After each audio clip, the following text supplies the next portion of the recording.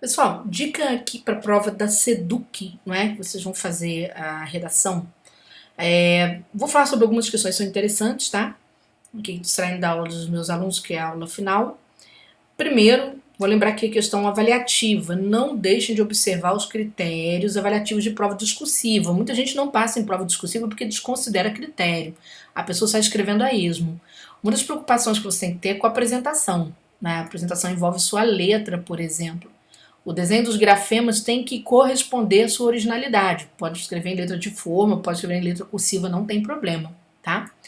É importante não esquecer o pingo no i, o pingo no j minúsculo. Tomar cuidado com a diferença entre maiúsculas e minúsculas quando você faz, por exemplo, letra palito, não é? Vou escrever meu nome, por exemplo, letra palito. Ó, Júnia.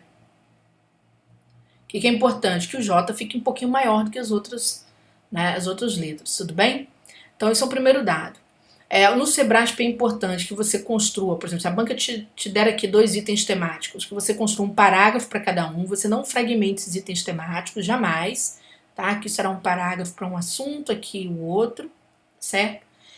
Evite fazer o chamado monobloco, que é um parágrafo único, tá? Não dá certo nesse tipo de prova, você precisa considerar e levar isso em conta.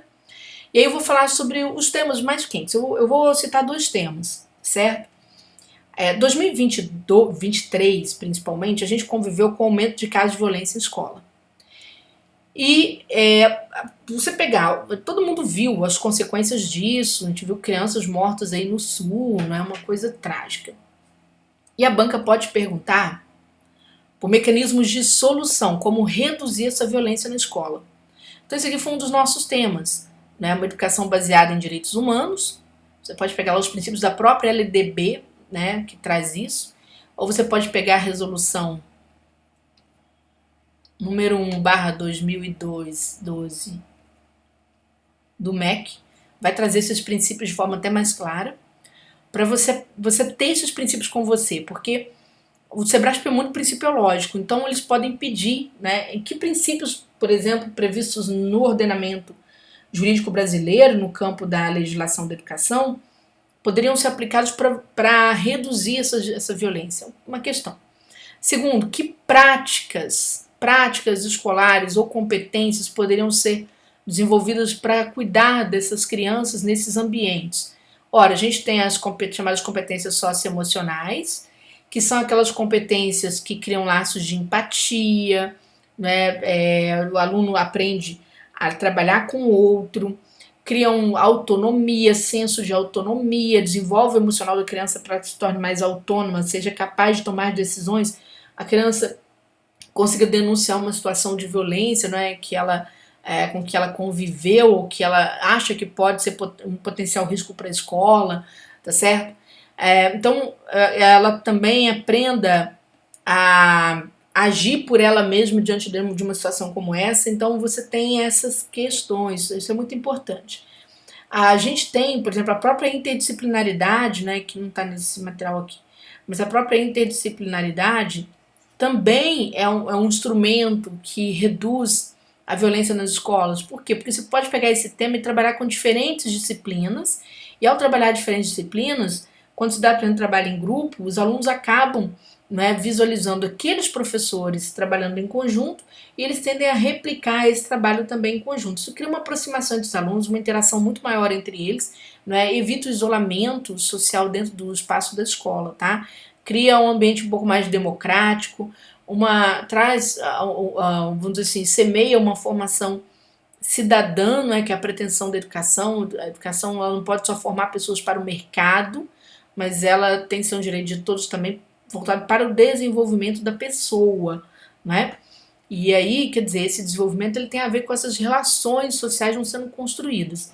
Então, esse é um tema que eu considero muito interessante, a escola como espaço de respeito à dignidade humana, tá? Então, é sempre assim. Aí você vai ver que quando fala, né, há princípios dos quais se fundamenta a educação baseada em direitos humanos. Falei para vocês, na abertura da LDB você vai achar, na resolução número 1 de 2012 do MEC você vai achar também.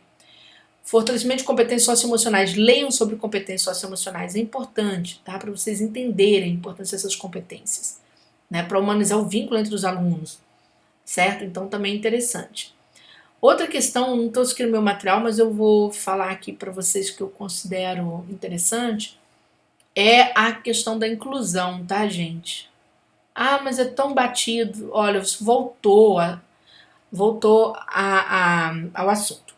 Você tem que lembrar o seguinte: havia os últimos planos, o de 2014, que tinha aqui uma perspectiva de inclusão, de fato, e o de 2020, que era um plano nacional de educação especial. Então aqui entendia, aqui educação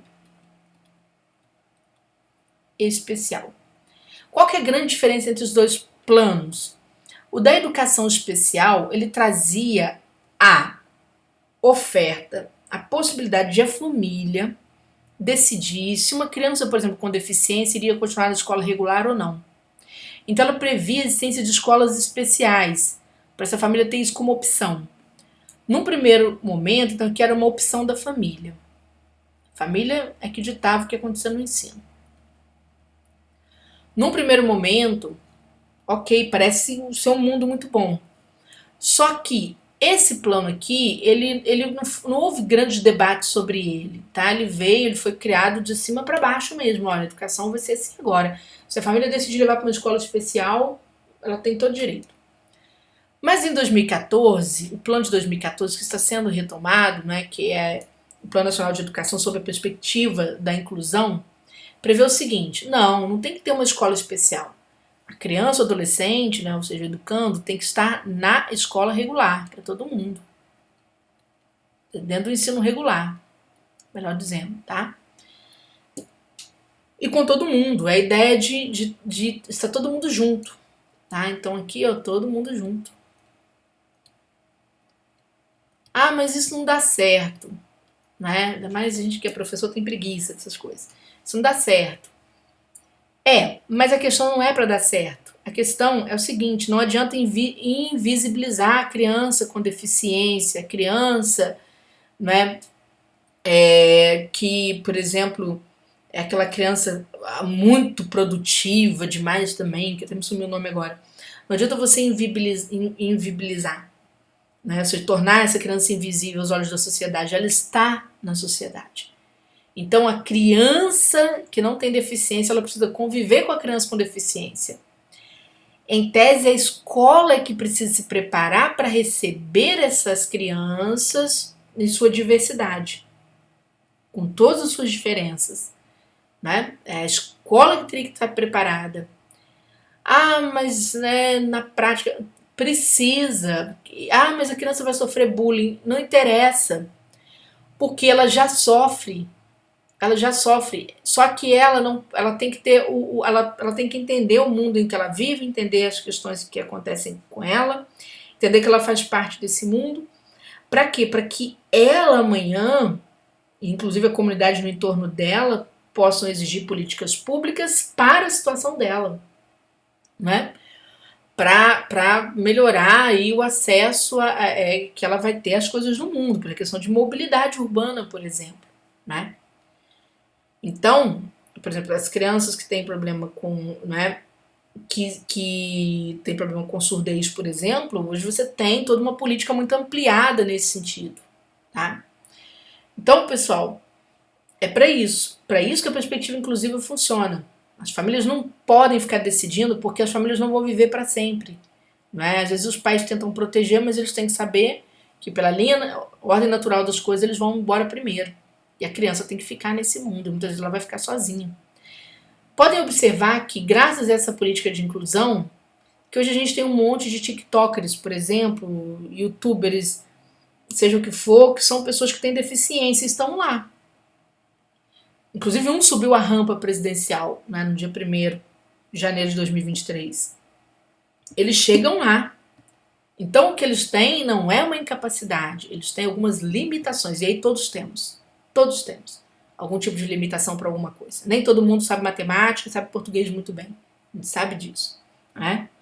Então, esse aspecto da inclusão é um assunto que pode voltar à sua prova. Você precisa entender a diferença entre essas duas políticas, certo? Então, essas são as minhas duas sugestões para sua prova, tá? Eu vou fechar com uma terceira sugestão, que é a questão do letramento. Porque a gente está vendo uma era de fake news, né? Muito forte. Por que é importante o letramento? Letramento é diferente de alfabetização. As pessoas já sabem disso. Porque a alfabetização ela tem a ver com você decodificar a linguagem, você aprender as letras, formar sílabas, isso é alfabetização. Letramento não. Letramento é a interpretação do mundo. É a interpretação de tudo que é processo comunicativo que vai te oferecer alguma solução. Então, o letramento tem muito a ver com, bem ou mal, com a forma como nós buscamos saídas para os nossos problemas, né? Então, se a gente pensar o mundo hoje que é um mundo altamente tecnológico, a gente não tem mais só um letramento, a gente tem um multiletramento. Porque existe um multimodal de gêneros. O que é isso, Júnior? Texto sendo produzido para tudo que é lado. Então, eu dei até o exemplo, né, do gênero epistolar, tá, para os meus alunos, que é o gênero da comunicação. Antigamente, o sujeito fazia o quê? Mandava carta, ofício, requerimento, comunicação. Hoje, graças às várias plataformas de produção de texto, né, plataformas tecnológicas, você tem o quê? Texto por WhatsApp, é um tipo de linguagem. Texto no TikTok, é outro tipo de linguagem. Então, é preciso também compreender esses universos, senão a gente cai em fake news mesmo. Você tem que olhar as coisas com senso crítico, tem que aprender a ler o mundo, buscar soluções ali dentro, usar essas ferramentas como soluções de trabalho, solução de produção cultural, solução de produção intelectual, né? Então, é isso que é a perspectiva do multiletramento por conta da produção multimodal de textos. Tá bom? São os temas, pessoal. Excelentes provas para todos vocês.